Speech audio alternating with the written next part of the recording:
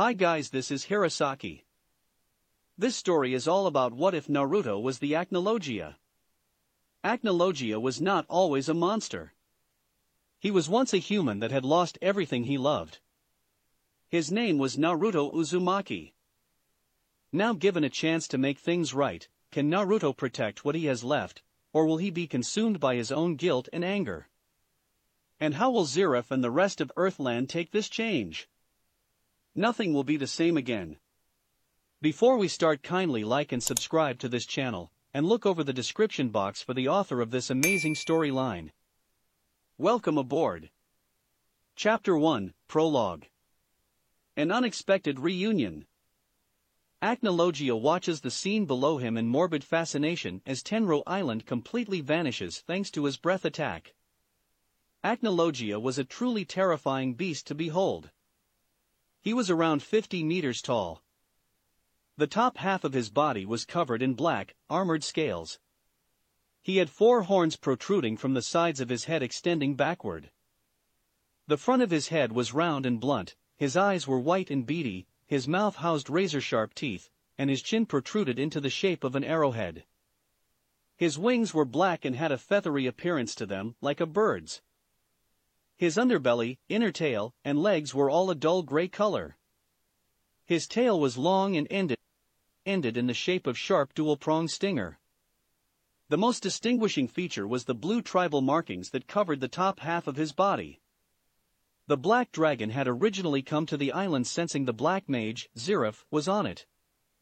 He wanted to kill the worthless human for the sins committed against him, 400 years ago.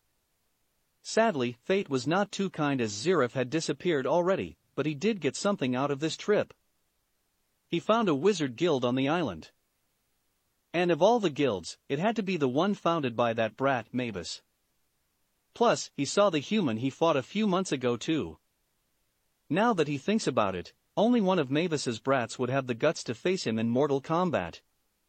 Though fight would be the biggest understatement since it only lasted for about 3 minutes. Still, for a human to last that long, deserves some praise. It was one of the reasons he spared him, and not outright killed him on the spot. Now, he had several other mages to have fun with. They even had 3 dragon slayers. Well, for if that artificial one was included. Unfortunately, he soon saw that these dragon slayers were laughably weak. Compared to the slayers and mages of his age, these guys were pathetic.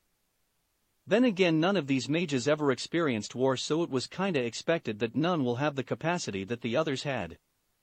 Plus, it looked like they were recovering from a fierce battle, but even that factor would not have changed the outcome much. However, he did get some entertainment from the master of the guild. Being able to increase to his height and be able to hold him off for so long for his children to escape was an impressive feat. However, surprise, surprise, the brats ignored his plea and came back at full force, engaging Acnologia in combat. The dragon had to mentally shake his head at this. Why was he not surprised? Humanity really was one stubborn species. No matter how hard you put them down, they just keep coming back up like roaches. Though he must admit these humans were entertaining him more than he had anticipated. Hell, the 3 dragon slayers managed to push him into the sea. This piqued his interest ever slightly, and he decided to test the brats and see if they would be worthy of his attention in the future. He rose from the sea and prepared to launch a breath attack upon them. The mages then began gathering their magic energy together when his attack was launched. At the last moment, a sphere appeared blocking the attack. However, the collision caused a massive explosion to erupt from the chain reaction. Now as Acnologia looks at the emptiness where the island once stood, he senses a large mana signature below the surface of the sea. The dragon chuckles in amusement. So they survived, huh? Those humans are a tenacious bunch, I will give them that.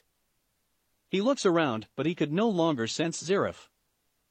The dragon growls at this since he was hoping to end that immortal's miserable existence for good, but it seems he was having too much fun. Oh well, it wasn't a total loss. He got to have a little fun. Something he hasn't had in a very long time. He decided it was time to leave and return to his lair on Mount Zania, He flaps his large, black wings and sets off to the horizon. While he flies back home, he remembers a time when he was once human like everyone else. One that fought with the same tenacity and loyalty for his fellow comrades. He was loud, brash, and idiotic like that fire dragon slayer. But he was betrayed by the very people he fought for, and those he thought he could trust just left him behind as he was slowly tortured and rotted away until he was finally executed. What was his name? It had been so long that he became forgetful of his old name. He had gained so many names throughout the centuries. Acnologia. Kinslayer. The Dragon King. The Black Dragon of the Apocalypse. The Dragon Slayer King. The symbol of fear. Drakel the Dragon. Avatar of Destruction. The Black Dragon in the Book of Apocalypse. These were all just a few of the names that he acquired in the 400 years he's been alive. But his human name? He hadn't used that in a very long time? What was it again? Roto? NATO?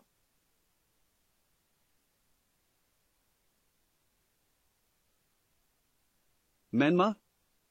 Naruto? Naruto.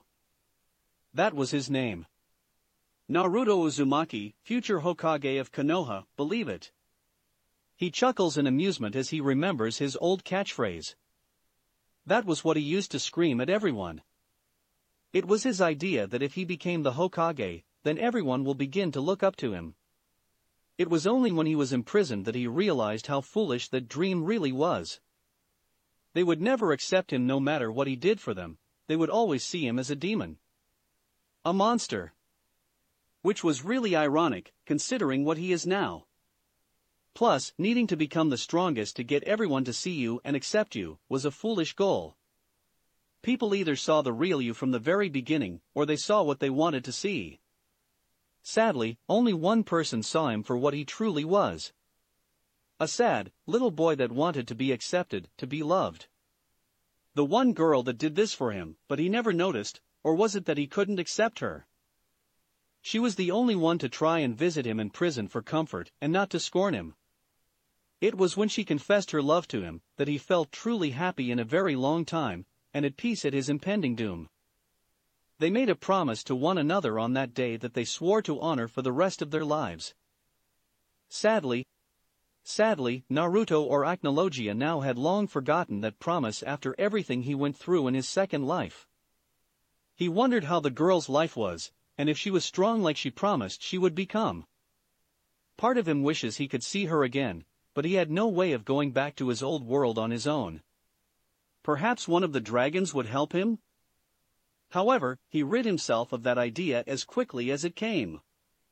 None of the dragons, nor any of their allies, would help him with anything he asked of them. Especially after the slaughter he caused 400 years ago. He won't deny that part of him enjoyed the death and destruction he caused, but not all of it was his fault.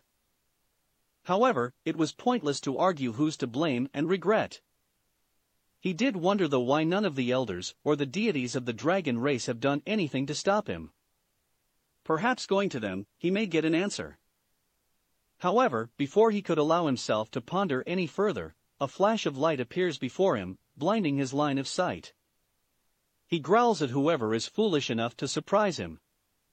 Who dares come before Acnologia, the Dragon King? Acnologia got no answer as the light got brighter before it envelopes his entire form. When Acnologia finally regains his sight, he sees nothing but an endless, white void around him. He growls in annoyance. Who has called me here? Show yourself, you coward. Who the hell are you? You look like an overgrown lizard. Roared a voice behind him. He looks behind and is shocked at who was yelling at him. The first person was a woman with a slender and feminine build. She stood at 5 feet 4 inches. She had red hair that went down to her ankles with 2 shoulder-length bangs on each side of her face. There was one black hair clip on the left side of her head. She had violet eyes and a light skin complexion. She was wearing a high-collar white blouse under a loose-fitting green dress. She looked rather annoyed. The other was a tall tan man that stood at 5 feet 9 inches. He had spiky, blonde hair. His eyes were a deep shade of blue. He wore a long-sleeved, blue sweatshirt with 2 red swirls on the sides of his arm. On top of that, he wore a light green vest with 6 pockets on the front. The most noticeable attire he had on was the white, short-sleeved cloak with the fire patterns at the bottom. The man was trying to calm the woman down. The third shocked him the most, and who he paid the most attention to. She was standing at 5 feet 4 inches. She wore a light lavender, sleeveless kimono-style blouse that was tied with a violet obi around her waist. She had short dark navy pants with thigh-high stockings along with black high-heel boots. Her hair was a dark blue with a heim cut at the front while reaching past her waist. She had 2 bangs that reached her chin. The most noticeable thing was her eyes. They were pupilless, and had a hint of lavender in them. The last occupant was a giant orange fox with 9 tails. His eyes never losing track of the dragon in front of him. Acnologia could not believe what he was seeing. Before him were Kushina Uzumaki, Minato Namikaze, Hinata Hyuga, and the Kyuubi or Kurama, as he told him before he died. The black dragon thought someone was playing some sick joke with him. Well, he was not in the mood for mind games. He opens his wings out and began to release his magical power in his rage, which puts everyone on guard. Alright, you had your fun. Now show yourself, you damn cowards. I am in no mood for your trickery, now reveal yourselves. Hey! Hey, I was talking to you, you overgrown garden lizard. Listen to me when I am talking to you, Tebane. Kushina screamed. Acnologia turns to look at Kushina with an annoyed scowl appearing on his face before pointing one of his claws at her. I have nothing to say to you, woman. Go take your blonde idiot of a husband and go fuck each other's brains out till you die. Since that is all you two can do, right? Fucking and dropping dead. Minato's and Hinata's jaws dropped at the insult, while Kurama was doing his best to bite back the laughter that was going to erupt. That all stopped when they all felt a dark aura and turned to see that Kushina was not amused at all. In fact, she was pissed off in every sense of the word. Her hair was split into 9 tails and her face and eyes were red like her hair. She was out for blood, and bloody hell she will get it spilled. You bastard. Let's see if you can insult me after I have you caged down. She screamed at him. Suddenly several golden chains erupted from her body heading straight for him. Knowing exactly what those chains can do, Acnologia takes to the air and begins evading them as much as possible to not get captured. Your chains may be able to capture a bijou, but let me make some things clear. I am no lizard, I am a dragon. Second, I am no bijou, so those chains are nothing more than a nuisance to me. He roared at her. Kushina got even more annoyed, but before she could retort, however, a massive chakra pulse causes Kushina and Acnologia to pause as they both turn to see Hinata glaring at both of them with great intensity with her Byakugan activated. Both of you, that's enough. We are in the middle of nowhere, and what do the two of you do?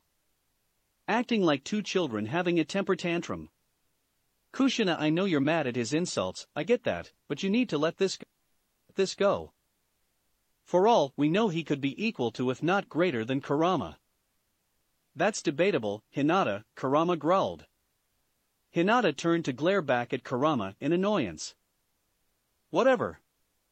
We need to calm down and think this through. Can we all please do that? She urged to everyone. No one argued with her before she turned to the dragon above them. Dragon-sama, may you please come down to talk? I promise you, we mean no harm. So can we please talk in a civilized manner and find a way out of here? Acnologia looked at the girl in wonder. This was not the same girl he had seen before his execution. Looks like she has kept her promise to me after all. He thought in amusement. All right, Hinata-chan, we will talk. Hinata, feeling a little unnerved by the way she was addressed, nodded. Kushina and Minato were also concerned and a little weary with how familiar this dragon seems to be with them. Dragon-sama, how did you know Hinata-san's name? Plus, how did you know that Kushina and I were married? Minato asked with a calculating gaze. You also knew what a bijou was and that Kushina's chains can affect them. How do you know so much about us, since there are no dragons in our dimension/world? Kurama demanded in a suspicious tone. Everyone turns their attention to the dragon before them. Said dragon was debating what he should say. He decided to have fun with it for a bit. The reason I know so much is that I was once a resident of your world. This surprised everyone since they would have heard something of a black dragon roaming around the elemental nations. How? There were no dragons in our world as far as I know. Are there? Minato asked as Kurama and Hinata shook their heads. The reason you've never seen me is that I was once a human before I became the form you see before you now. A human you all know very well. That threw them for a loop. He was human before? A human they all knew? But this left the question. What human did Kurama, Hinata, Minato, and Kushina know? The former two were feeling a pit forming in their stomach as they thought longer about what the dragon said. Acnologia looked at the girl and gave her a fanged smile that increased her anxiety tenfold. You changed a lot more than I expected, Hinata Hyuga. You are no longer that shy girl I once knew that could barely utter a complete sentence. Hinata took a step back, the pit she was feeling was growing even more. The same could be said for Kurama. It can't be him. Please don't let it be him. Hinata thought. Is this really you? Have you become the monster that stands before me? Kurama sadly thought. Minato and Kushina were still unsure, but they were also feeling a pit forming for them. What is this feeling of dread that is coming over me? The two thought. Hinata gulped before asking the question that will confirm this fear of hers. How do you know so much about me? How do you know I was so shy before? Acnologia tilted his head to the girl. I know you because you promised me the day before my execution that you would change and become the strongest kunoichi in your village.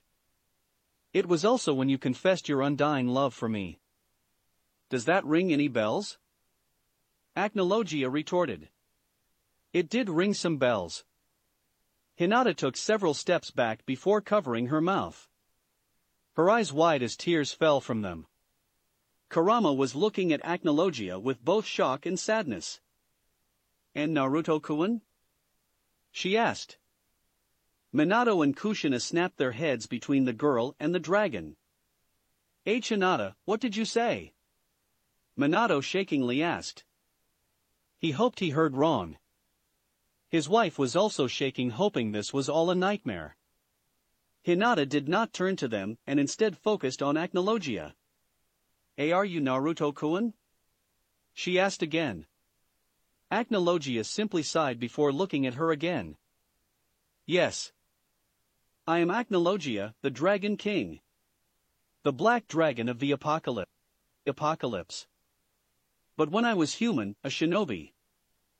I was known as Naruto Uzumaki. The last Jinchuriki of Kurama, the Kyubi no Yoko. The occupants just looked at him in shock, sorrow, and horror. The latter being Minato and Kushina. Hinata took several steps before she was in front of him. She slowly puts her hand on his snout and gently rubs it. Naruto-kun, she said quietly. Acnologia would never say it, but he was enjoying the girl's soft hands on him. They were so warm and comforting. It reminded him of Anna and the others. He decided to play nice with her. Acnologia's body began glowing brightly, which made Hinata pause and take a step back. Everyone was shocked as he continued to shrink and his feature changed until they became more human. He continued to shrink until he was about the same height as Hinata, if not slightly taller. When the light died down, the sight before them shocked them for a new loop. Where Acnologia once stood now was a man with a well-defined face, and a chiseled chest littered with several scars around his torso and arms. His only form of clothing were black baggy pants and a black cloak. He had a necklace of fangs around his neck. He had spiky blonde hair like Minato's. He had slitted eyes with the deepest shade of blue that anyone had seen. The most striking feature was the 3 whisker marks on each of his cheeks. It was Naruto Uzumaki. A much older Naruto Uzumaki. The man looked at the girl in front of him, before slowing putting a hand on her cheek. This startled the girl before she allowed the warmth of his hand to fill her. "I have missed you, Hinata," he said softly. Tears began to fill her eyes, and Hinata soon began to cry before enveloping him in a hug. This shocked him before he reluctantly, but slowly returned the hug. "Naruto-kun sob, Naruto-kun sob. You're back. Sob, I thought sob I would never see you again. Sob, I missed you so much." Naruto simply hugged the girl and let her vent it all out. He wanted to enjoy this reunion. Because for the first time in a long time he was content and happy. Chapter 1. A family quarrel and the unexpected arrivals. Naruto held on to Hinata for what seemed like hours, but he didn't mind at all. He wanted to let the girl vent out all her pent-up emotions for him. Plus, he enjoyed the warmth coming off of her. It was really intoxicating. It was like sitting next to a huge fireplace. It was warm and comforting. It was really an amazing feeling. And her scent. Kami, her scent was something else. It reminded him of lavender mixed with honey. The two were melded together so perfectly that his nose felt like it was in paradise. Seriously, how more desirable could this girl get for him? She was perfect in every sense of the word. Beautiful inside and out, strong-willed, and without a hint of malice to her unless you're her enemy. She was a goddess, plain and simple. Just like Anna and Irene were his goddesses, once upon a time. Returning from his daydreams, he looks down to see that the girl's crying had diminished to soft sobbing, but he can hear her say something, but it was too muffled to understand a word. Looking at the other occupants, he sees Kurama watching the scene with an amused expression on his face. Naruto had to fight the urge to roll his eyes. He hadn't changed at all. He was still the same smug, sneaky bastard he remembered. He turned to the other 2 occupants and saw his parents watching the scene in shock. His mother was shaking while covering her mouth with her hands, while his father was just too shocked to say or do anything. He decided he needed to address the other occupants, so he looks down at the girl before cupping her face with his hands and brings it up, so she was looking right at Naruto. The two stares at one another for some time before he spoke. "Hinata." "Yes, Naruto-kun?" she asked softly. "While this reunion is heartwarming and very welcomed, we need to figure out how we came here." Hinata nodded. Naruto used his thumbs to wipe the last of the tears in her eyes before walking toward the other 3 with Hinata close behind. Naruto walks towards the other occupants at a leisurely pace. Meanwhile, Minato and Kushina were a nervous wreck. They had no idea how they came here. One minute they were in the afterlife, and then there was a flash of light, and they were here in this white void with Hinata and the Kyuubi. They were about to accuse the Kyuubi of being the cause, but Hinata quickly diffused the potential fight that was about to erupt between the two sides as she quickly explained that the Kyuubi had nothing to do with them being teleported here. Then the black dragon suddenly appears, and the pair finds out that it's their son. How? How did their son become a dragon? The better question is what happened to him and what's his relationship with Hinata? Not to mention, why did they feel like their son hated them? That left a cold pit in their stomachs at the thought. Just what happened to their son? As the aforementioned boy, no man approached, they wondered what he would say or do to them. Will he hugs or attack them? However, Naruto did neither of the two. Naruto just walks right past them and not even acknowledging them and continues until he is right below the Kyuubi. "It's good to see you, Kurama. It has been a very long time." Kurama smiles. "Yes, I guess for you it has been a long time." For me, it's been 8 to 9 years. Still, I'm glad to see your ugly mug again, Kit. I see death has not changed your smart mouth, you baka Kitsune. But I still missed you. Kurama snorted. Please, compared to your vixen, our reunion isn't that great. Oh, by the way, how did your vixen feel? You got an up-close experience with her assets. How was it? Hinata was blushing madly at the question that the Kyuubi asked Naruto. Naruto's answer just made it worse. They were soft, warm, and comforting. Overall, best feeling I've had in a long time. Hinata was by this point reaching atomic levels of red before covering her face with her hands as steam blew out of her head. Kurama snorted before he began laughing like a maniac. His laughter echoing throughout the void. Ha ha ha ha ha ha. Oh man, I really do miss these conversations with your Kit. You always made them entertaining. Never a dull moment with you. Naruto smirked. I wouldn't be me if I wasn't unpredictable. Kurama then shifted to a serious expression before looking at Minato and Kushina, then looking back down at Naruto. Aside from the fun and games, Naruto, I think you have to settle some things, and this is as good as time as any. Naruto sighed. He knew he was right. He couldn't avoid this, no matter how much he wanted to. It was time to bury this part of his past for good. He nodded before turning around and walking to the two sources of his past. His parents. The same ones that decided it was a smart idea to seal the Kurama in him, and leave him with the most irresponsible adults to watch over him, and a village that wanted his blood. Blood that they kept trying to take for nearly 13 years. Many times, they nearly succeeded, but Kurama healed him from his near-death beatings. Then there was also the Sandaime Hokage, who did jack shit when it came to helping him. All he did was sent the mobs that hunted him to INT, but they always got out and came right back to hunting him. All because the useless old man could do nothing against the civilian and shinobi councils. The clan heads were also just as useless. Don't even get him started on Kakashi, Jiraiya, and Tsunade. The less said, the better. He stops his train of thought as he was about a meter away from them before standing still. He continues to look at them with the blankiest expression any human being or dragon could produce.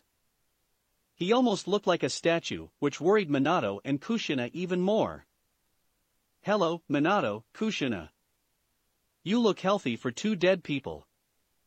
The aforementioned duo flinched at the dull, bland tone in their son's voice. Minato gulped before looking at Naruto's blank, cold eyes. And Naruto, do you know who we are? How would I not know the great Yondaime Hokage? The great slayer of the Kyuubi and the savior of Konoha. Then we have his wife, Kushina Uzumaki Namikaze. You are like gods to the people of Konoha. Why wouldn't I know who you are? Naruto spoke blankly. Naruto, I meant Dash. I know what you meant, Yondaime. Naruto cuts him off before he continues. So, you know? That you are the parents that ruined my life and left me for dead in Konoha. Yes, I know exactly who you two are. The two flinched at his cold tone, but they were confused by what he said. Naruto, what do you mean we ruined your life? I mean I know having the Kyuubi and you may have been bad, but you had Sarutobi, Kakashi, Jiraiya, who we named as your godfather, and the good people of Konoha to look after you. Minato smiled, wondering what he learns from everyone.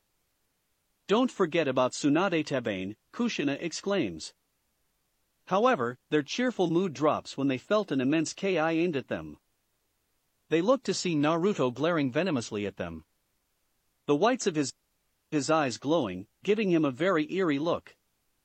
Kurama and Hinata flinched knowing the bomb those two set off.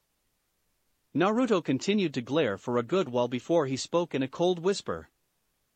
Not that bad? Looked after? Good people of Konoha? His voice was growing much angrier and louder. You stupid, naive, idealistic, idiots.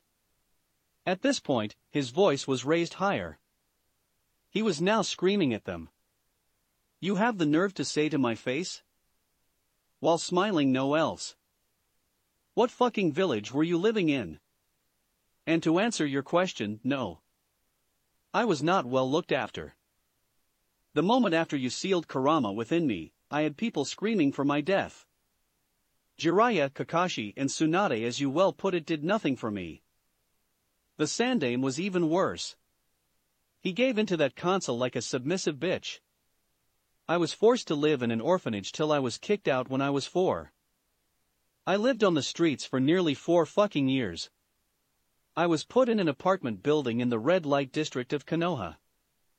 Hell, the residents there treated me more human than the rest of the village.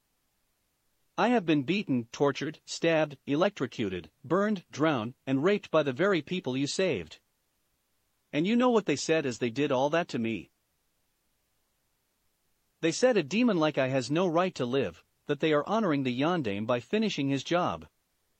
So, you tell me, what in the fucking hell did you think you were doing when you gave me a death sentence in that village?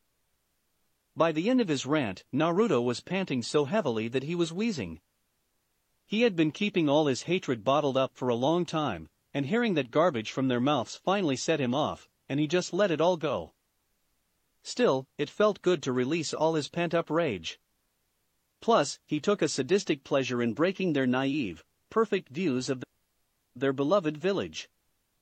He was a very fucked-up individual, that's for sure. Now if they didn't believe him, he'll just kill them and find his way out of here with Hinata's and Kurama's help. Though could he kill them, since they were spirits?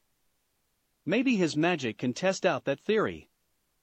Taking souls from the living is one thing, but he's never tried it against the dead. He is cut from his train of thought when he feels a hand on his shoulder, and looks over it, and sees Hinata looking at him in concern. He gives her a nod to confirm that he was fine. Yo, Iwaying. A voice softly says. Naruto and Kurama with their heightened hearing picked it immediately. Naruto sighed in annoyance before looking at the two and sees both their heads down, their bodies shaking. Excuse me? You want to repeat what you just said, human? Naruto growled out to his human father. Minato looks up. You're lying. There's no way that happened to you. Konoha is one of the best villages in the elemental nations. Konoha would not do those things to you. Minato yelled in denial. Kushina looked like someone whose world had been completely crushed and hoped everything she heard was a lie. That couldn't be true. The people of Konoha loved him and her wife, surely, they would love their son as well. Surely, they would see Naruto as their savior and protector and not the fox sealed within him. And even if they didn't, the Sandaime, Jiraiya, and Kakashi would have watched over him. They promised that the boy would live to have a happy childhood and become a great ninja. The people they trusted and risked their lives for wouldn't turn their backs on them and their son so easily, right? Naruto palmed his face with both hands as he was trembling in rage. He slowly takes his hands off, as his parents took several steps back in fear as Hinata and Kurama got very worried. Naruto's eyes were completely white and brightly shining with a pale glow. However, before anyone could react, Naruto appeared in front of them looking at the two with a malicious smirk. A smirk that promised pain and suffering. Without a second to react, Naruto slammed a swift uppercut into Minato's gut. The air left the Yondaime's lungs as he felt his muscles and organs twist due to the sheer force of the punch.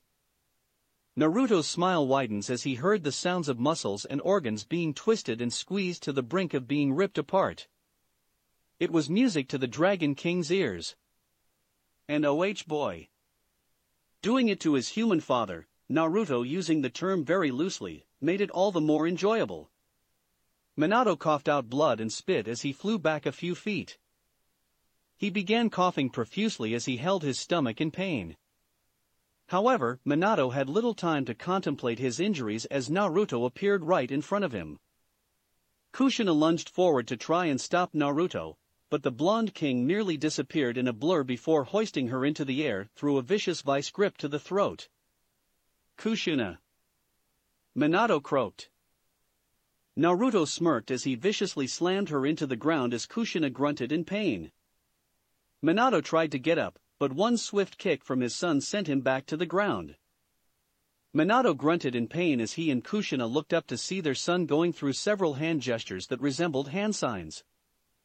Suddenly a seal appeared in each of their abdomens. Minato and Kushina began panicking as they couldn't feel their chakra anymore. Hell, they couldn't move a muscle. What was happening? What have you done to us?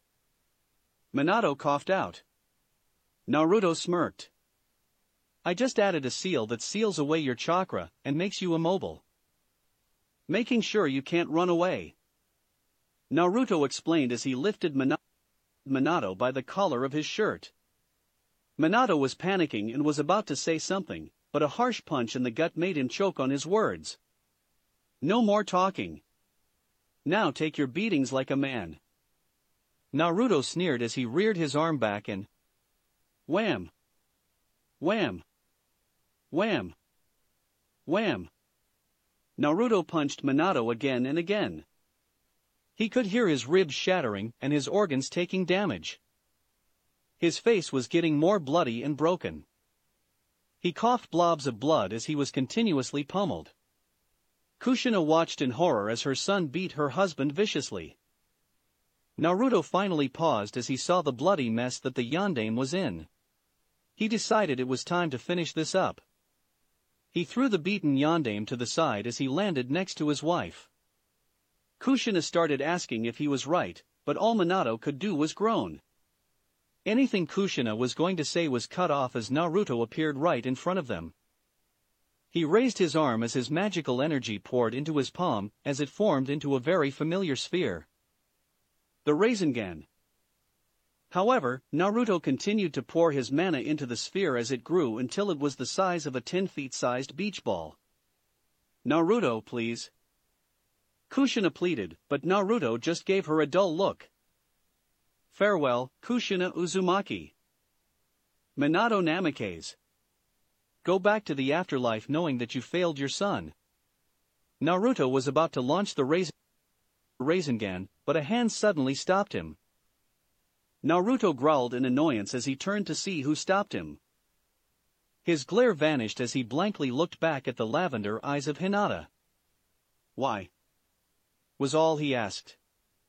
Hinata frowned sadly as she continued to look at her crush/lover/husband. She gave a quick glance to Kushina and Minato, and her frown deepens as she saw the petrified looks on their faces. She quickly turned back to Naruto's blank stare. That's enough. Don't do this. Hinata finally said. Naruto's stare became fierce, but before he could say anything, Hinata continued. Naruto. She began slowly. I understand you are angry. I get it. Kurama gets it. You've bottled up all your anger and hatred for Konoha and your parents for so long, and I can tell you have been through much in this world. And after hearing what your parents said, you finally just snapped and vented it out on them. I understand, Naruto. But I can't allow you to continue. I will not allow you to get consumed by your anger and hatred and make a mistake that you will regret. Naruto was about to speak, but Hinata cut him off. No, I am not done, so you will listen to me, Naruto. Right now, we have bigger things to worry about. Such as figuring out who brought us here. So I need you to calm yourself down and not let your anger consume you. This is not you. You are not the Master Uchiha, and you are nothing like Sasuke. So, prove that right now that you are not an Uchiha, and just cooperate with them until this matter is settled. You don't have to like or forgive them. I can't ask you to do that, nor can I force you to. But you promised that we would work together to find out who brought us here. So, can you settle down, or are we going to be stuck like this until you do? Because I will if I have to. Naruto was torn between growling in anger or laughing in amusement. Hinata had truly changed since the last time he saw her, which made her all the more desirable to take at the moment. The only time she ever remotely talked like she did now was during their time together. While brief, it was one of the best times of his life. He wanted to argue, but deep down he knew she was right. Despite hating his parents, killing them will get him nowhere. They needed to work together to figure out how they got here. He sighed before dispelling the Rasengan as his eyes went back to normal. The others sighed in relief, though Minato and Kushina were more noticeable. The two flinched as they saw Naruto staring at them. The three stayed in a deafening silence until Naruto raised his arm, which caused the two flinch until he flicked his wrists as the seals on their bodies disappeared. Naruto flicked his arm once more as Minato's body glowed as all the injuries he sustained disappeared. The two stood up as they looked up at Naruto in confusion. Don't get the wrong idea. I did it because if we want to find out who brought us here, we need to be in tip-top shape, and having you beaten and bloody, while amusing for me, would be nothing but a hindrance. A hindrance. The two flinched but nodded. Naruto turned to Hinata, who gave him a proud smile. Now Naruto, who do you know that would be capable of summoning the five of us here? She asked. Perhaps we can answer that question, young lady. A voice stated. The occupants turned their heads to the source of the voice, and were shocked at who the origin of the voice was. Two figures approached them. Both of these beings were equal in size to Kurama, and were dragons like Naruto was when he first appeared in the White Void. The first one had an aquamarine scales covering the top half of his body, while his lower body was covered in gray scales. His wings were bat-like, just like the typical depiction of a dragon, and colored aqua like his skin. His eyes were a very light blue that matched the sky on a bright summer day. He had a white flowing bear tied with a golden band going down his chin, and had 4 horns on his head, 2 horns on the top of his head and 2 on his side that was golden at the tips and extended outwards and inwards respectively. A white unibrow covered his forehead and went up to his hair. He had 2 golden plates on his shoulders that connected at the front of his body with a chain. At the end of the chain was a large, blue jewel. Past the plates was a long, dark blue cloak that reached the end of his tail that had 2 golden bands like his beard. He also had 2 brown packs on both of his sides that were filled with books and scrolls. That dragon surprised Naruto, but it was the second that surprised him the most and made him feel something he has not felt in a long time. Fear. The second occupant was a completely black dragon, similar to Naruto's form, but his underbelly was a much darker shade of gray. He had 4 fingers for his claws and talons. His wings were also bat-like in design, and had black transparent skin on them. He had 2 horns on his head and 4 on his chin. He had amber eyes with black horizontal slits. He also had bone-like horns that started on his head, and then went down his spine to the end of his tail that was in the shape of an axe. The most noticeable attire on this dragon was the silver necklace around his neck that seemed to have an indentation in the center for some kind of jewel. Naruto was shaking at who was in front of him. Hinata looked at him in concern at how afraid he seems right now. She taps him on the cheek with her hand, which snaps him out of his trance for him to look at her in fear, which worries her even more. Naruto-kun, what's wrong? You look so shocked and scared. Please, tell me. Hinata pleaded. Naruto remained quiet, but a cough from the dragons got their attention. I believe we may answer why young Naruto is feeling so anxious in front of us. The blue one said with a smile. Hinata looked at them in worry, while Kurama looked ready to fight if necessary. The blue one's smile increased when the girl asked who they are. You see, young Hinata, I am known as the Chronicler, one of the Elder Dragons. I am the watcher for all dragon kind. I have recorded the history of the dragons since its infancy to its present state. My fellow Draconian is Thoron, the Dragon of Energy, the 6th Dragon King, and Naruto's, or should I say Acnologia's predecessor and surrogate father. The same father he killed with his own hands. Chapter 2. Storytime and a chance to change. The silence that encompasses the room was deafening. Kurama and Hinata were looking between the dragons and Naruto in shock. Naruto killed his surrogate father? Why though? What would cause him to do such an act against the being who most likely raised him like a son? Power? Revenge? None of those matched with Naruto's beliefs or ideologies. But they had no idea how long it has been for Naruto after his execution. So, it's possible that he changed to someone much more bitter and vengeful than his old self. However, any doubts were removed when they saw how the aforementioned blonde was taking the appearance of the two dragons. In layman's terms, Naruto was shaking like a frightened rabbit. They could tell Naruto was terrified of speaking with the former Dragon King, let alone being in the same room as him. Speaking of Naruto, said blonde could not look at Thoron in the eye. He had disgraced the great legacy Thoron had left him with his actions during the Dragon Civil War. He spat on his ideals and his last wishes. That was why at the moment he had his head lowered in shame, not being able to look at Thoron directly. As far as he was concerned, he should not be king.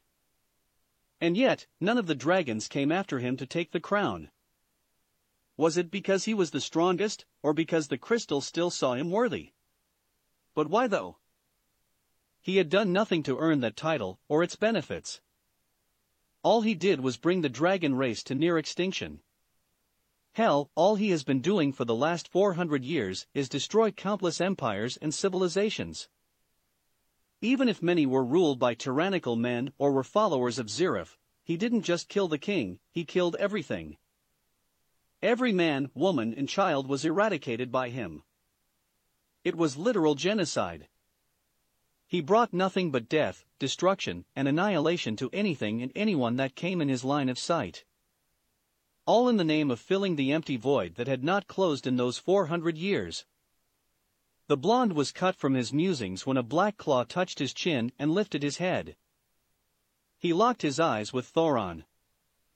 While he expected rage or disappointment, he did not expect a gentle expression on Thoron's face. He merely smiled at Naruto's bewildered look. It has been a long time, my son. You have grown to become a magnificent dragon, Naruto.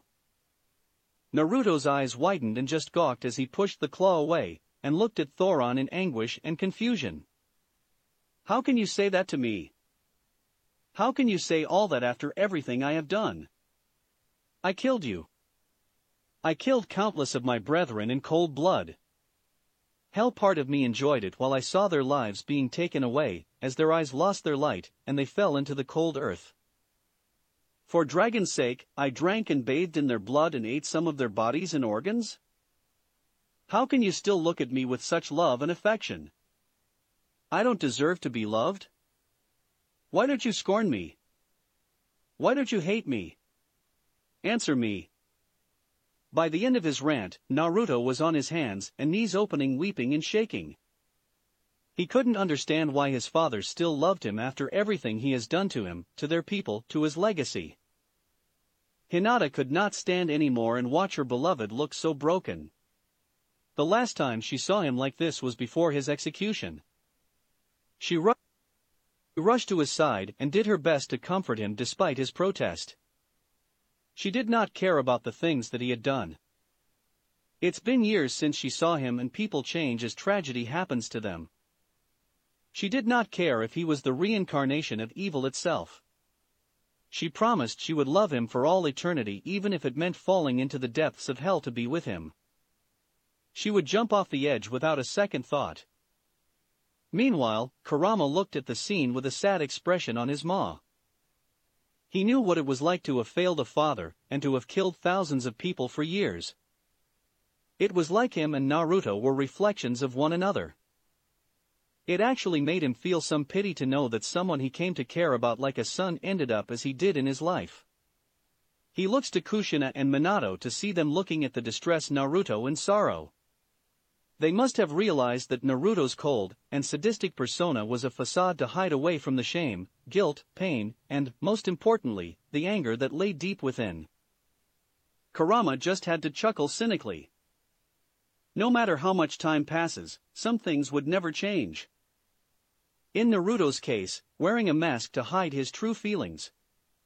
Back with Naruto, he continued to sob while Hinata held him as tightly as she could and whispering comforting words from her. He did not deserve such a gesture from such a kind woman. She was light personified, while he was darkness in its worst form. Yet he held her as tightly as he could as if she was his lifeline. Thoron looked down at his son in sadness. He knew that Naruto had suffered far worse than most dragons have suffered in all of their lifetimes combined. He knew that he had bottled all his anguish, but he needed to get back to business to help with the mission ahead. "Naruto, look at me," he said, and Naruto obeyed. What happened 400 years ago was a tragedy. A great tragedy indeed. However, it was unavoidable with how the war was going for both sides. Someone would have ended just like you and the same result would have occurred, regardless of what you or anyone else did. None of the dragons blame you for what happened. Not me. Not the chronicler, nor the elementals, or the other dragons. Didn't you ever wonder why none of them nor our allies did anything to stop you? It's because they felt some responsibility for what happened to you and decided to leave you alone in your grief and ordered the remaining dragons to go into hiding. Now that you have calmed down to a reasonable level, the chronicler and his father decided to set this little meeting up and to give you something. What do they want to offer Naruto Koen? Hinata asked for him.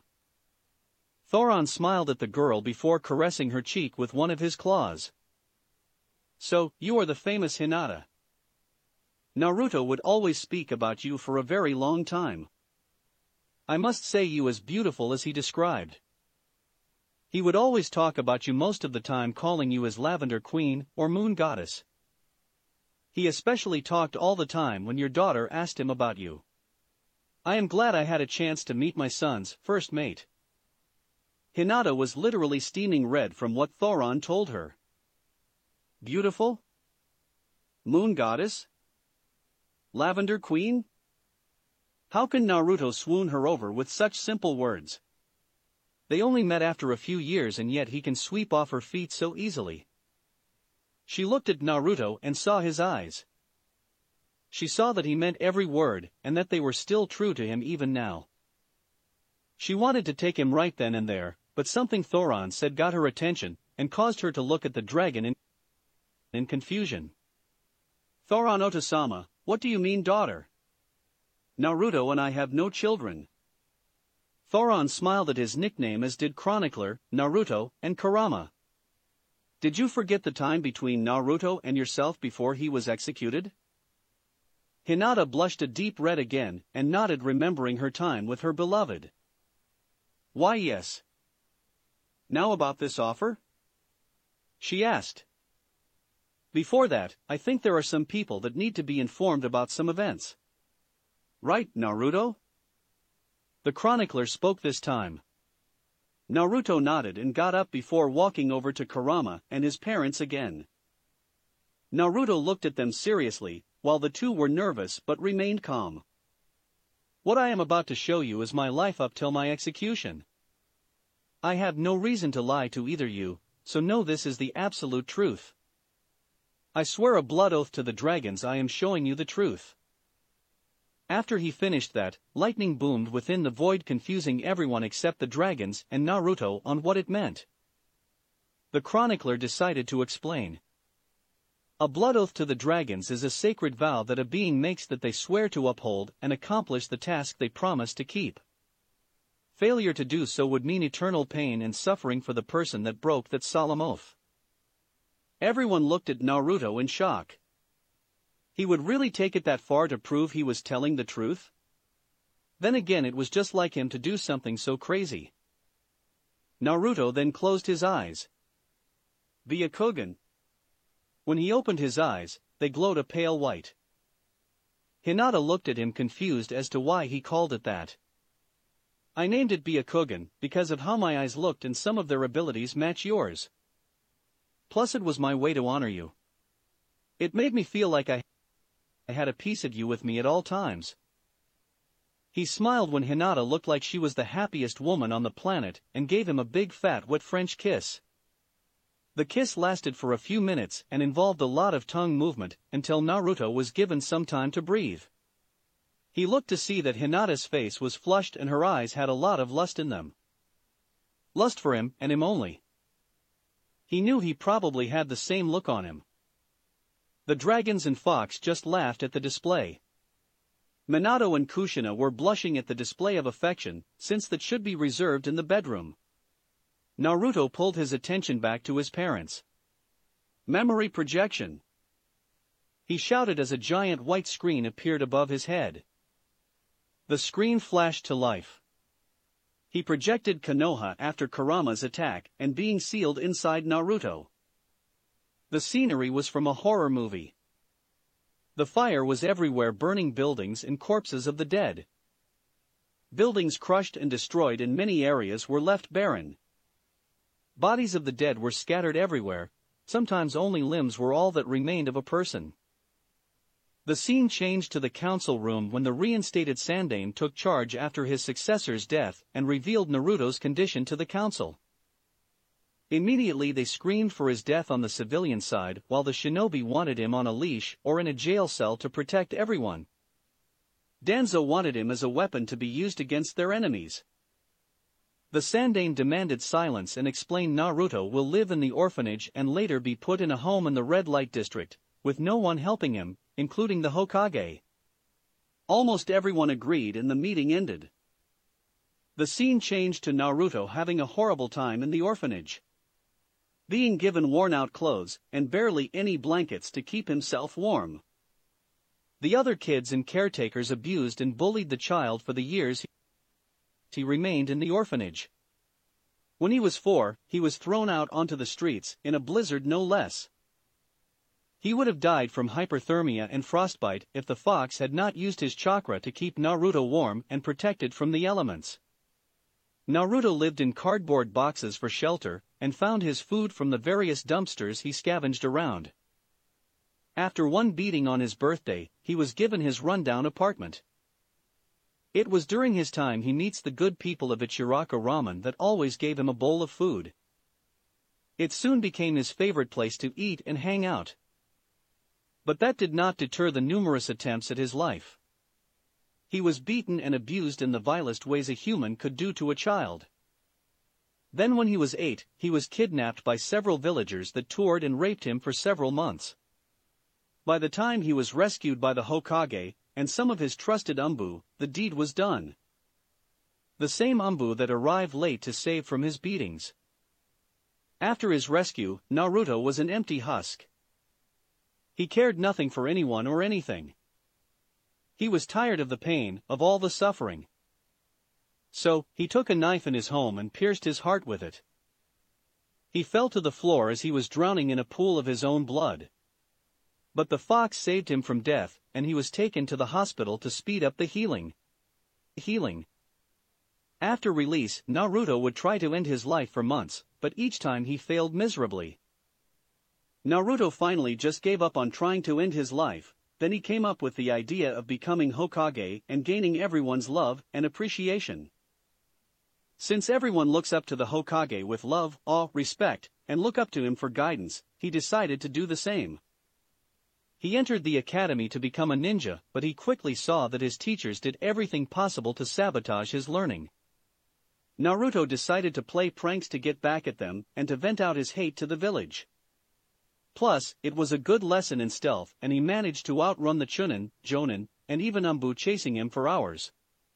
He literally painted the village's monument in broad daylight in a neon orange jumpsuit, and no one caught him until he was done.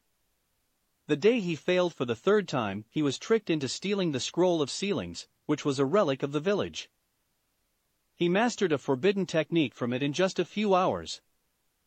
The technique was called the Shadow Clone Jutsu, which creates solid copies of the user. These copies were self-conscious and able to think for themselves, but usually acted identical to the original. The main thing was that anything they learn or experience goes to the original user after they are dispelled in a cloud of smoke. He used it to save the one teacher that cared about him, and beat the other teacher that tricked him to stealing the scroll. He was put in a team with his crush Sakura Haruno and his emo rival Sasuke Uchiha. His teacher was a masked cyclops by the name of Kakashi Hatake. He was a lazy bum that always arrived 3 hours late and gave the worst exercises you could have ever heard. He gave lousy exercises and always focused on Sasuke. Sakura never cared and always fawned over Sasuke. She would always berate and hit Naruto whenever he tried to cheer her up or ask her out. Then came his first mission outside the village that went from a simple C rank to an A rank. It was during this mission he learned what his ninja way will be, and how he will his life in the shinobi world. Then came the chance to advance in ninja rank, the Chunin exams. It was broken into 3 parts. A written part, which went off with little trouble. The second part was a survival exam in an area called the Forest of Death. That is where things went to shit. First, the 3 got separated from each other by a powerful wind attack. Then Naruto gets eaten by a giant snake. Then after he gets out he finds his teammates being attacked by the guy that sent that snake. This man was Orochimaru. Naruto used some of Kurama's chakra to fight him, but he was knocked eventually by having his connection cut off by Orochimaru. After the snake marks Sasuke with a curse mark, he leaves them to their own devices. His team barely makes it to the 3rd stage. A preliminary stage was set to narrow down the numbers. Naruto is able to win as did Sasuke. Sakura ends her fight in a draw. Naruto then makes it his personal mission to beat Neji for nearly killing Hinata in their match. Naruto and the others had 1 month to train before the 3rd round. Naruto meets Jiraiya for the first time. Jiraiya was one of Orochimaru's teammates and both studied under the Sandaime. He teaches Naruto how to summon toads and use Kurama's chakra consciously. This was when he meets Kurama for the first time. After that Naruto relaxes until the fateful day of the exams. Naruto nearly loses to Neji, but Kurama's chakra helped him pull out a win. Then during the last round, Orochimaru initiates an invasion he had been planning along with another village, Suna. Naruto ends up fighting Gaara, who had Kurama's youngest brother, Shikaku, inside him but driven insane by the faulty seal that caused Gaara to have insomnia. Naruto was able to change Gaara's view on life, but many died in the aftermath of the invasion, including the Sandaime. Naruto and Jiraiya go to find the Sandaime's last student, Tsunade Senju. She is the greatest healer in all of the elemental nations, and the strongest female ninja. She was in her 50s like her teammates, but looked to be in her 20s because of a special technique. Naruto finds out she is a drunken mess, because of the loss of her loved ones during the last war and compulsive gambler with horrible luck. He is able to get her out of her drunken mess and convince her to return to the village, but not before there was a battle royale between Tsunade and Jiraiya against Orochimaru and his assistant Kabuto. Kabuto was in his late teens with silver hair tied in his ponytail. He wore round glasses and purple pants with a matching shirt and fingerless gloves with a white sash tied around his waist. The fight ended with Orochimaru and Kabuto running away. Though while Naruto did barely anything, he did learn his father's signature move, the Rasengan, during this time as a consolation. After they returned to Konoha and Tsunade became the Godame Hokage, Naruto went on several missions including saving an actress that turned out to be an actual princess of Spring/Snow Country, and helping a powerful lord in the Land of Tea. However, everything went downhill when Sasuke tried to leave for Orochimaru to get more power so that he could kill his brother. Naruto and a team of his friends were chosen to go after him. In the end, it was a fight between Naruto and Sasuke at the Valley of the End. Naruto managed to take the win thanks to Kurama's chakra. He dragged Sasuke back hoping for some recognition at long last. Nope. Not even fucking close. Immediately the council said he had used excessive force to bring back the Uchiha and needed to be put down. They threw him in jail and told him that his execution would be held in a week. No one came to see him, or even allowed to see him. Not his friends. Not his teachers. No Iruka. No Jiraiya. No Tsunade. No one. The last time he saw them was when he was dragged into the prison. All of his friends calling him a traitor and a monster. Apparently, the council blew the lid on his secret, and now everyone knew he was the Kyuubi Jinchuriki and hated him for it. His closest people, Iruka, Tsunade, and Jiraiya did nothing for him and watched in silence as he was taken away. It was in his time of solitude he realized how foolish he had been in trying to change the village. It was during this time that Hinata visited him. She bawled her eyes out as she confessed her love for him. She managed to find a way into the prison, and had one night of beautiful love-filled passion with him. Minato, Kushina, and Hinata blush at this, and Kurama helps Naruto have one thing to remember her by. He also gives Naruto his power since he has been the only one worthy of his power. He also reveals Naruto's heritage to him, which was the start of his hatred for his parents and his desire to destroy Konoha. On the day of his execution, the entire village came out to see it except Hinata and the Ichirakus. Naruto was killed by being set on fire. But he did not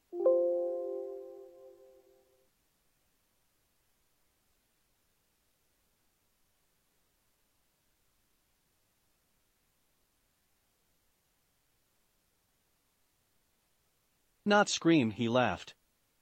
A bone-chilling laugh that filled the air and scared the shit out of everyone. He then told them his heritage and why Kurama attacked the village before finally dying and leaving his old world for a new one. The screen finally disappeared as Naruto's eyes returned to normal. He was panting somewhat from the overuse of his eyes since it had been a long since he went that long with a memory projection. He realized that he was seriously out of shape and needed to fix that. He looks up to see Hinata worried, but waves it off. He turns to his parents and sees that they were broken in a sense. Both were crying their eyes, slamming their fists to the ground, cursing everyone and wishing that the two just let Kurama destroy the village if this was what awaited their son. They cursed the Uchiha that released Kurama and turned him on the village. They cursed Sasuke for being the final nail to end Naruto's life. They cursed Tsunade, Jiraiya, Kakashi, and the Sandaime for not helping their son enough or looking after him. They cursed the entire village to the pits of hells, and most of all, they cursed themselves for damning their son. They had foolishly believed that their son would be loved by everyone and would be seen as a hero by all. What fucking idiots they had been. Their stupid, naive idealism cost their son not only a childhood, but a life in general. The question that continued to plague their minds was why? Why did the people they trusted with their lives did not do the same for their own flesh and blood? Did they just pretend to care about them and showed their true colors to Naruto? Was this really what they gave their lives for? They saved their village for their son to be beaten and killed? To be turned into a monster worse than the Kyuubi? They were cut from their musings when Naruto began to speak. I have shown you the truth of my upbringing, and now I have something to say, something that has been long overdue. You too have caused me a great deal of misery in my existence. Whether it was indirectly or involuntarily, the fact remains is you made my childhood a living hell. But I should thank you since I was given a father in the form of Kurama and Thoron, Minato flinches, and a mother in Thoron's queen, Saphira, Kushina flinches. After everything that's happened to me, I can honestly say without remorse that I hate both of you. I hate you so much that it burns my very being. Even though you now feel remorse for your mistakes, it does not change anything for me. And that's why I can never accept you as my parents. Not now. Maybe not ever. The aforementioned duo felt their entire world shatter. Their own son doesn't see the two as his parents. Hell, he sees two dragons and the Kyuubi of all beings as his parents more than the two of them. They couldn't blame him though. They failed miserably as parents. All they gave him was a burden he was too young to understand or bear, and left with people that turned their backs on him, wanted nothing to do with him, or wanted him dead. They hung their heads low as new waves of tears came to their eyes. We fucked up so bad, was their collective thought as they wept once more for the new wound in their hearts. The two felt a pair of arms wrap around them. They looked up to see Hinata's sympathetic gaze. The two buried their heads on her shoulders as they continued to sob and weep. Hinata held onto the two tightly as she whispered comforting words to them. She paused as she looked towards Naruto. She gave him a sad look, while Naruto retained a blank stare. She knew he was not bothered by her actions, and she knew she could not say anything to change his mind. Even during their time together, Hinata could not help Naruto to let go of his anger towards his parents. And it seems his time on Earthland had not been kind all of the time to him, and all it seemed to do was bury all his hatred down before it came all out today. She knew she had no right to tell Naruto who to consider as his parents. She just hopes that perhaps with time, Naruto will learn to forgive his parents after getting all that anger, rage, and grief out. Meanwhile, the other occupants watched the scene with sadness and pity in their eyes. Kurama and Thoron knew it would be a long time before Naruto ever lets go of his hatred for them if he ever does. The two just hope it's not at the end of his life again, so he doesn't die with regrets again in his heart. Thoron was next to speak after a period of silence. Naruto. Naruto turned to his mentor/father. I believe you and the other two should listen to what Hinata had to say to you about the elemental nations after your abrupt end. Naruto turned to the girl in question along with anyone else in the room as she got up after Minato and Kushina had calmed down enough to listen as well. She sighed before she began recounting her tale. Well, after your execution, things got really bad for Konoha. When word got out that the village abused and executed the only son of the Yondaime, a lot of people were not happy. The village was split in two because of it. Those that felt guilty, a bit late for that in Naruto's mind, and those who did not care. The Kazekage, Gaara, the Spring Daimyo, Koyuki, the Waterfall leader, Shibuki, the Land of Tea leader, Jirocho, the entirety of Wave cut all ties with Konoha. They were all disgusted with not only your upbringing, but also that you were executed for doing your job. The Fire Daimyo had to march down to the village after nearly drowning in angry letters from all the different countries that dissolved their treaty with us. He really let all of them have it as he ranted on them for their stupidity.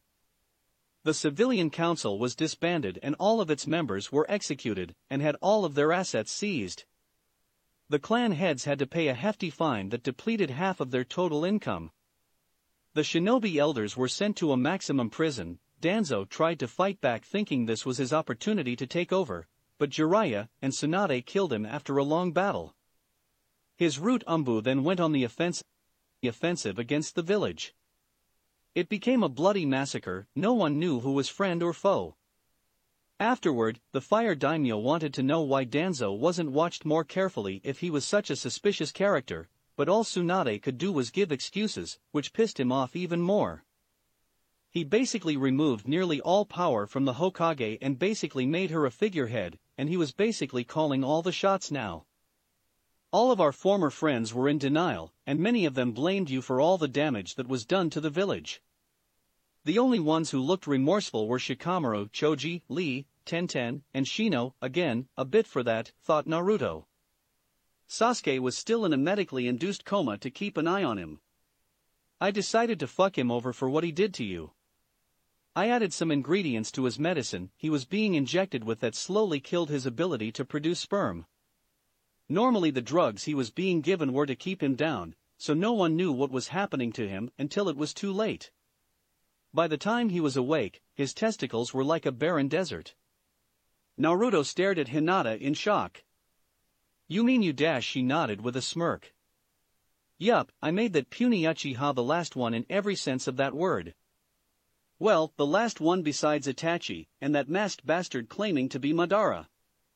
Hell, I even injected him with some special enzymes that permanently relaxed the muscles in his genitals, so he could no longer get an erection. No children and no sex for that bastard ever again. Though I was saving any poor girl or guy stuck with him from a life of disappointment. He really earned the title Runt of the Uchiha. Naruto could not help but roar in laughter, everyone else joined soon after. Kurama was rolling on the floor and could feel his sides hurt from all the laughing.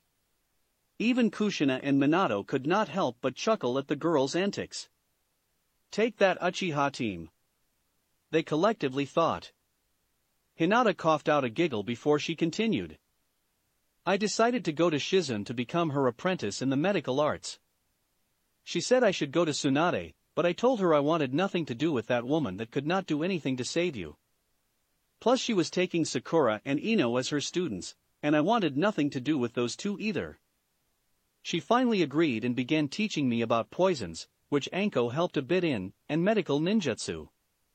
Tsunade, she wasn't the same after your death. I think it just finally broke any fight she had left in her. I think she only took Sakura and Ino in as apprentices was so she didn't have to constantly remember she failed you. Thanks to my Byakugan and near-perfect chakra control, I excelled greatly in the medical arts. Then came my training in elemental manipulation. When Shizune tested my affinity, she was surprised I had a double affinity for water and wind. This finally explained why I was no good for Juken in its current state. The Juken was made for those with an earth affinity. It demanded someone sturdy and strong like a stone. But my nature demanded speed, flexibility, and adaptability. I decided to create my own style of Juken that complemented my two affinities to create a whole new way of using the Byakugan in combat. One day I was called by the Hyuga elders to the clan dojo. Apparently, they wanted to test Hanabi's skill against me once again. I decided to humor them for a bit, and agreed to it.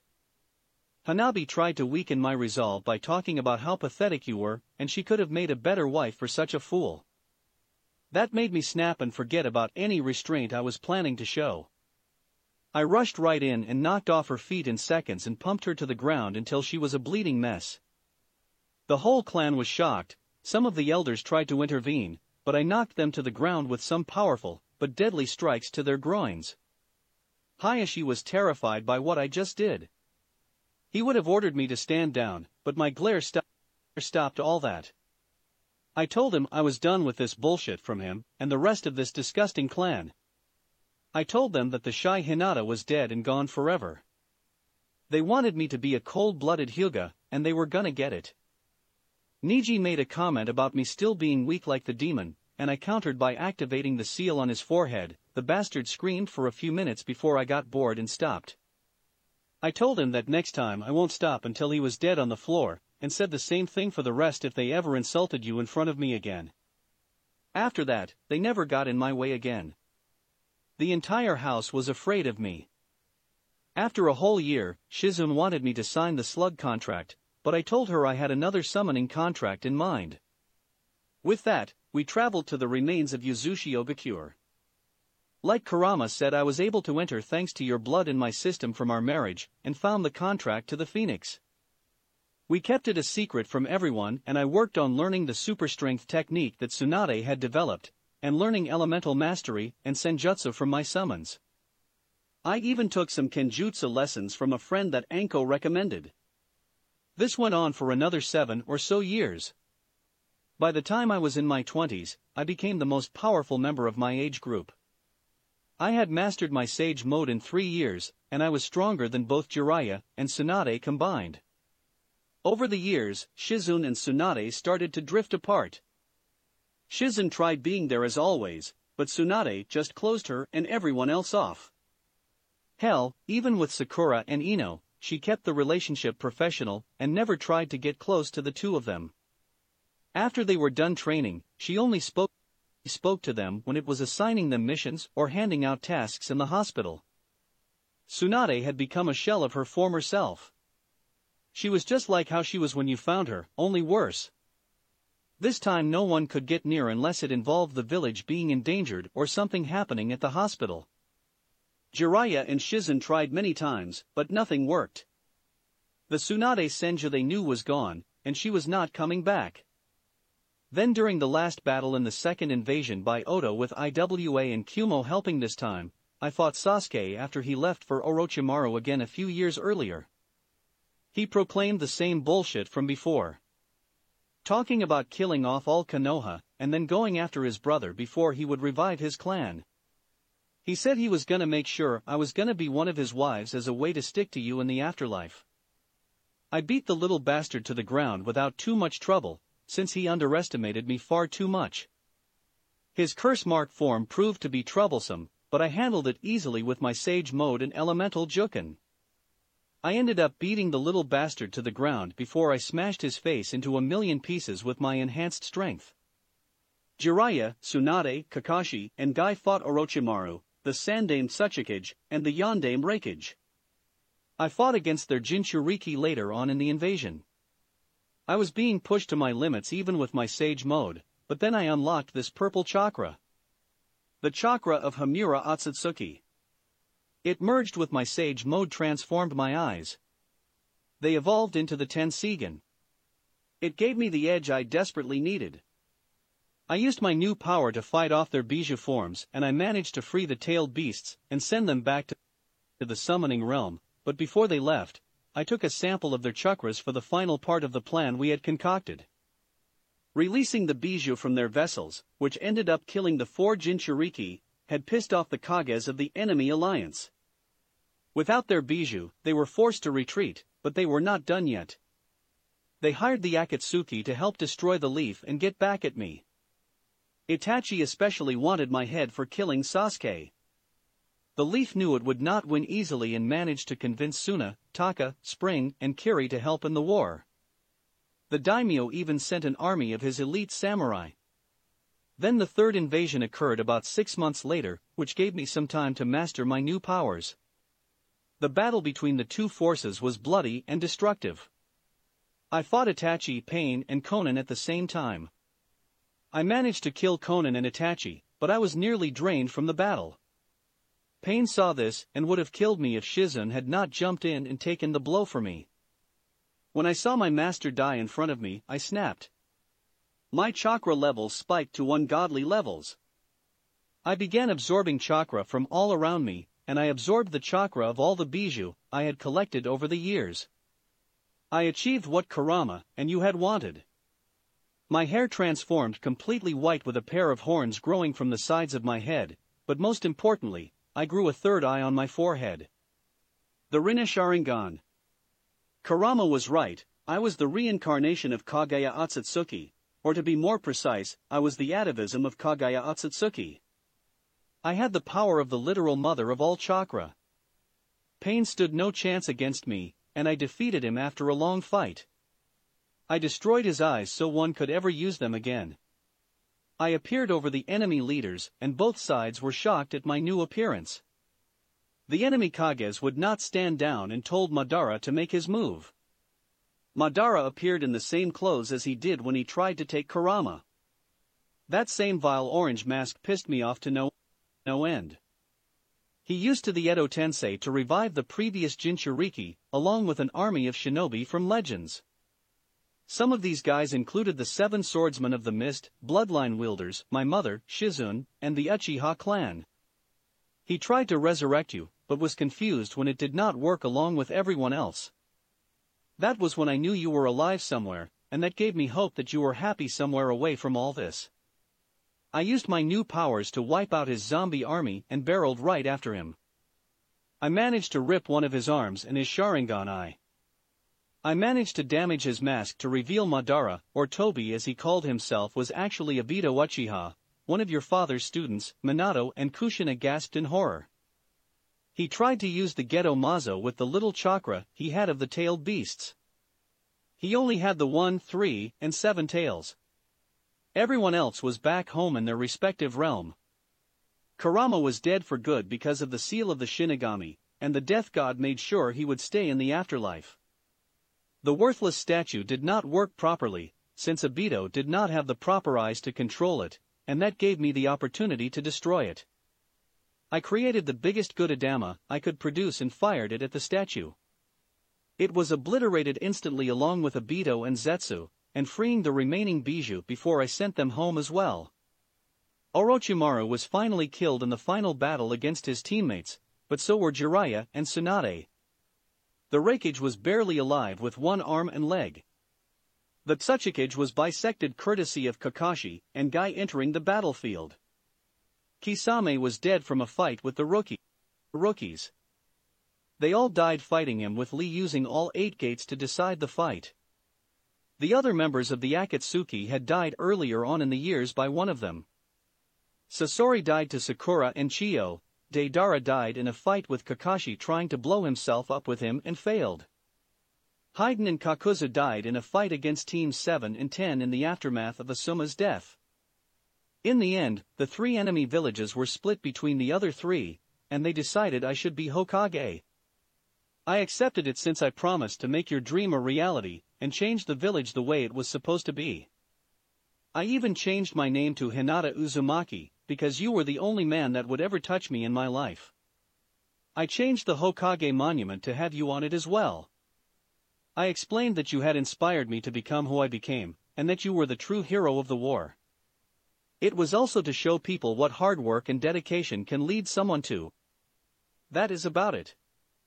I reigned as Hokage for about 50 years before stepping down for someone else. After that, I traveled the world helping whoever I could before passing away peacefully when I turned 125. Naruto, Kushina, Minato, Kurama, and the others just stared in awe. Hinata had truly come a long way from who she used to be. Naruto could not have been more proud of his queen. She proved everyone wrong, and she rose to heights even he did not think were possible. He ran up to her, giving a passionate kiss before grabbing her by the waist and spinning her around. You are amazing, my queen. You passed even my wild expectations. You truly are magnificent, just like I said you would be. Hinata just laughed and gave him a kiss that he returned with equal passion. The dragons let the couple enjoy their moment before speaking again. Naruto, as you can see, your mate grew to become a very powerful warrior. You were her symbol of strength and what helped her motivate herself to grow stronger than anyone else in her world could ever imagine. Naruto frowned before setting Hinata down before looking at Thoron. The person that motivated her was Naruto Uzumaki. I have not been that person in a very long time. I am Acnologia. I am no longer be the person Shio-Uch. Naruto was cut off from his rant when Hinata smacked him over the head. What the hell, Hinata? Hinata just looked annoyed. I hit you because you were spilling some bullshit again. You tell me you are Acnologia? So what? I told you no matter what happens I would follow you into the depths of hell. If you become the bringer of evil itself, I would stand by your side till the end of time. Do you hear me? I love you. Whether you are Acnologia or Naruto Uzumaki doesn't matter. I will always love you no matter till the end of time. Naruto just looked in awe in the girl in front of him. How can she still say all that? She doesn't even know everything he has done, yet he can tell none of it would change her opinion of him. She would always love him. All he could do just look at her in amazement before giving her a hug and whispering thank you again and again. Hinata just smiled and returned the hug. Thoron just smiled before continuing. See, my son. Even your queen sees the good in you. You may say that you have no good in you, but you are wrong. And your actions in the last few years have proven this. Naruto looked at him questionably. Let's begin with the first thing you did. Remember when you found Mavis Vermilion? She was orphaned on her island, and you could have left her on that island, but you didn't. You helped raise her for the years you two were together, until she walked off to her own adventures. It was thanks to you that Mavis became the great mage she was and brought about the creation of Fairy Tail. Then there was the battle with that human, Gildarts Clive. You could have left him there to die, but you went out of your way to heal him and take him to the nearby town. Your actions with the Dragon Slayers is another showing of your compassion. Finally, do I have to explain your actions on Tenro Island? Naruto just stared at Thoron in deep thought. Had he really been that merciful and caring without him realizing it? He saved Mavis because he sensed the potential within her. He saw the greatness that was begging to come out. It the same thing he saw within Hinata. But there was something else in her, something that he had not seen in a long time. He thought back to the fight with Gildarts. He let Gildarts live because no one had challenged him in such a long time. He awakened a spark within him, even if it was only an instant. He let him live because he wanted to see if the human could become stronger from this encounter. Tenru? He did not even need to remember. Those humans entertained him. Plain and simple. He saw the potential in those humans and tested them for that reason. Plus, his daughter was part of the guild, so he had to show some restraint. She was one of the dragon slayers he checked on from time to time. He felt an obligation to do this since he had a debt to repay to the dragons. The one he watched the most was his daughter for obvious reasons. She was his flesh and blood, and unfortunately was the youngest of the children to become a dragon slayer. She was only 5 when Grandini left like the other dragons did. He even made small talk with her as she grew up in Kate's shelter. Part of him wondered why she became so attached to him after just a few visits. Did she know about him? Who he really was? It would explain why when he arrived on Tenru she was not scared like the rest. She was confused, but also happy. She was happy that the first thing he does when they meet again is to attack her and the rest of her guild, and not give any explanation. His daughter was really weird. Just like her mother, he supposed. Hinata then looked at Thoron with curiosity in her eyes. Thorano-sama. Can you show me an image of my daughter? I would like to see how she has grown up. Thoron just smiled before turning to the chronicler that projected an image of her daughter. Hinata immediately squealed at how adorable her daughter looked. Even Kushina had hearts in her eyes. Hinata looked back to her beloved with stars in her eyes. What's her name, Naruto-kun? She asked. Wendy. Wendy Marvel. Wendy. Like the wind. A fitting name. She's beautiful, Naruto. She is our daughter, of course, she would be beautiful. Naruto. Naruto turned to the chronicler. The time has come to explain why we have called you here. Naruto looked at the dragons seriously. The chronicler spoke this time. You know I am the son of the dragon god of time, Dialga, correct? Naruto nodded. Well, as you know, I can look into the future from time to time. Although they are just glimpses into them. Visions really, but they are very probable of happening. In my vision, I see our world 14 years in the future. In this future, the entire continent is a wasteland and humans run in fear every day and are nearly extinct. The reason? Dragons have run over the world and rule over it with an iron fist. Naruto looked in shock. None of the dragons he knew would ever do that. Sure, there was Kyurem, but even that sadistic, ice freak had a code of honor. Who would dare do this? To answer your question, none of these dragons are our allies. These were man-eating dragons of the Dark Army from 400 years ago. Naruto was shocked. But how? I thought most of those beasts were killed at the climax of the war. How are they still alive? Because they came through a portal in time. Naruto froze at that. What? He whispered. 7 years from now an eclipse gate is opened. Someone will try to open a portal to 400 years in the past to kill Zeref before he became an immortal and by extension stop you. But it backfired. The portal was opened, but instead of going in, something came out. 10,000 dragons came out of the portal and invaded all of Fiori, and then the rest of the continent. Naruto was just standing in shock at what he just heard. But he could not deny that what he said made sense. During the war, several dragons from both sides disappeared in the conflict through a portal in the sky. He always wondered what happened to those dragons. He also growled that someone was trying to use one of Zeref's magic against him. Nothing good can come out of time travel or messing with time in general. It always ends badly for someone. Naruto looked at the 2 dragons. So, you want me to go stop this invasion and destroy this gate 7 years from now? Thoron shook his head. We want more than that, Naruto. It's time you get rid of this guilt and shame you have been carrying around for these past 4 centuries. Zeref will soon begin his destruction of the world, and you are the only one that can stop him. Let's not forget about the remnants of the Dark Army and the other malevolent beings that still linger around the world. This is an opportunity for you. You said you still feel responsible for your crimes against the dragons, then help the humans. They will need your guidance. The Dragon Slayers need your guidance. You are the only one that can help them. Naruto shook his head. They would never agree to me helping them. The humans would sooner die or try to kill me before accepting my help. Then you make them believe in you. He turned to Hinata, and she just smiled at him. Naruto-kun, you have always done the impossible.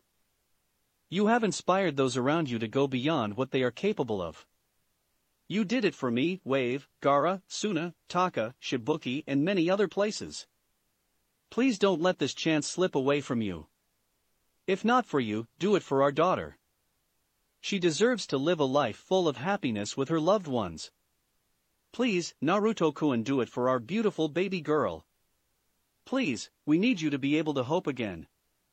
Naruto looked down and thought. Could he do it?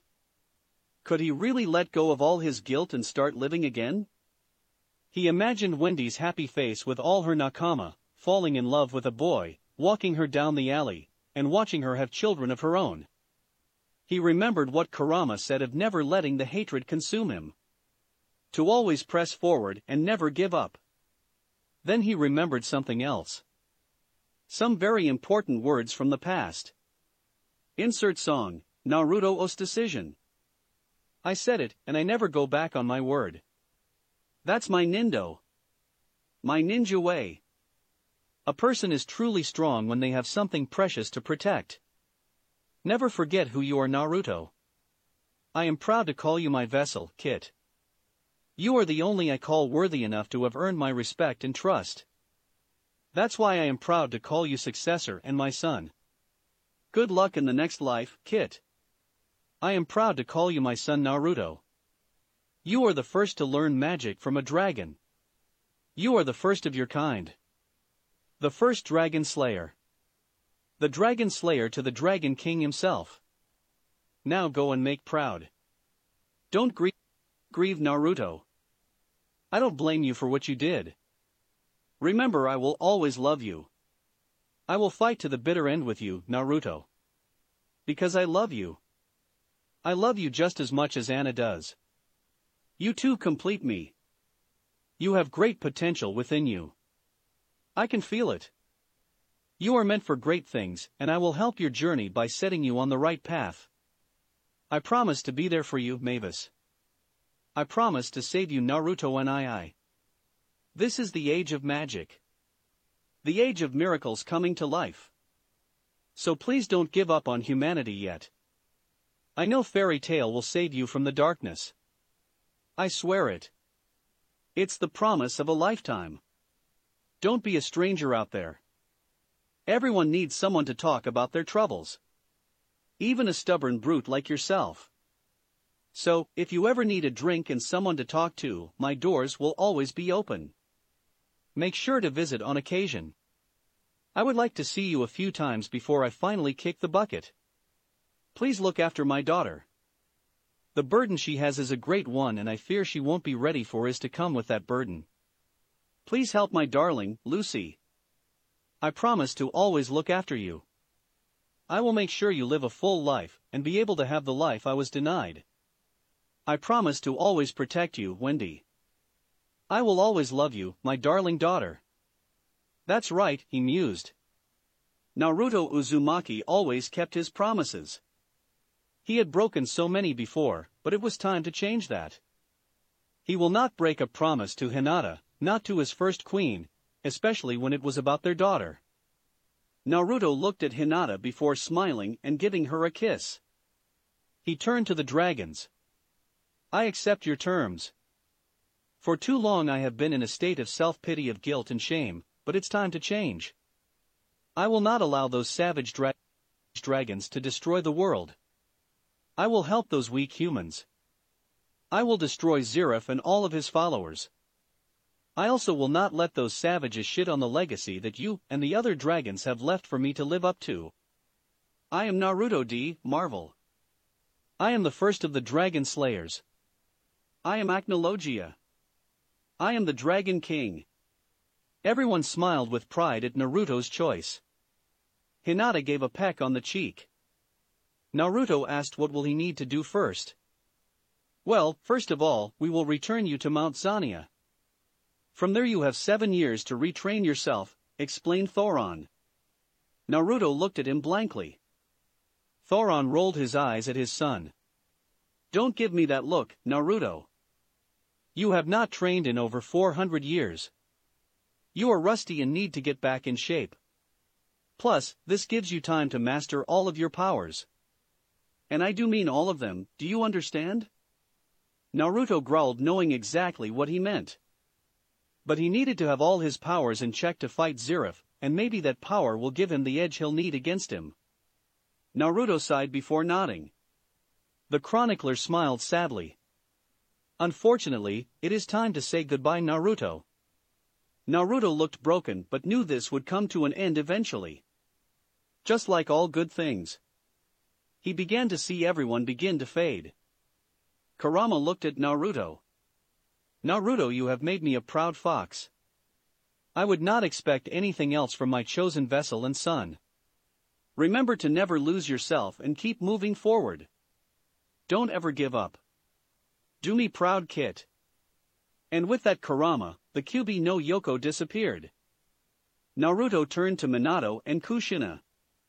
The three just look at each other in silence. Naruto began to speak, but was cut off when the two hugged him, which left him dumbfounded. You don't have to say anything, Minato said. Even if you hate us, we don't mind. We deserve it for failing you. But know this one truth, Naruto. Kushina said. We will always love you no matter what. The two said in unison before vanishing. He was left completely speechless and frustrated on what to say or feel. He turned to the last person, Hinata. He tried to speak, but he choked up any response, which made Hinata smile.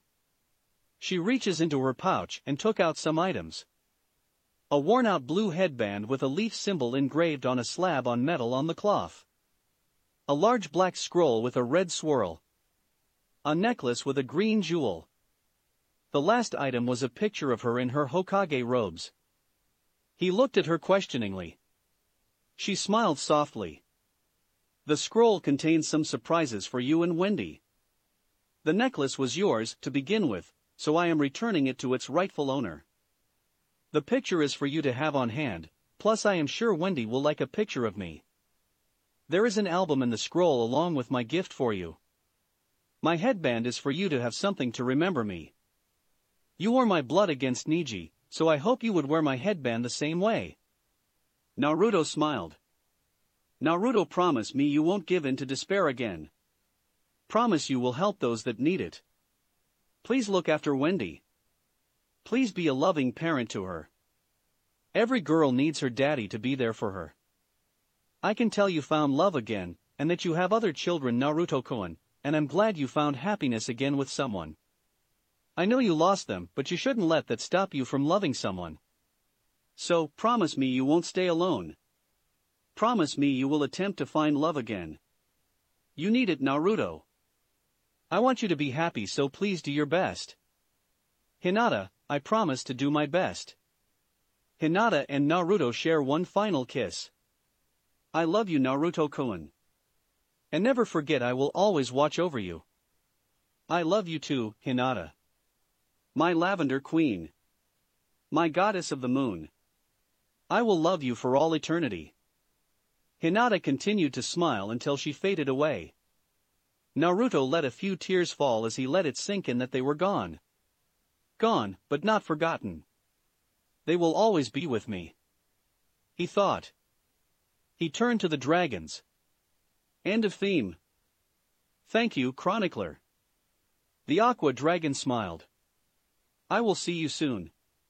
Good luck, young Dragon King. He too soon faded. Naruto, remember, no matter what, I will always be with you along with the other Dragon Kings guiding you. Just look inside yourself. Never forget who you are. Farewell, my son, and make me proud. Thoron glowed a bright green light that expanded throughout the void. I promise, father. Everything went black for Naruto after that. When Naruto opened his eyes again, he was on Mount Zania again as the sun is setting over the horizon. He sees in his hands the gifts Hinata left him with. He puts on the necklace and seals away the scroll and photo within a pocket dimension he wields. He looks at the headband and smiles. I promise I won't ever forget. He rips off the metal slab and sends it into his pocket dimension, as he ties the blue cloth around his right arm as he looks towards the crimson-orange horizon. The eyes that were filled with rage, emptiness, grief, and sorrow, now had a fire ignited within them. A fire he did not think was there anymore. Acnologia was Naruto D. Marvel once again. And this time nothing was going to stop him. That's it for this reading.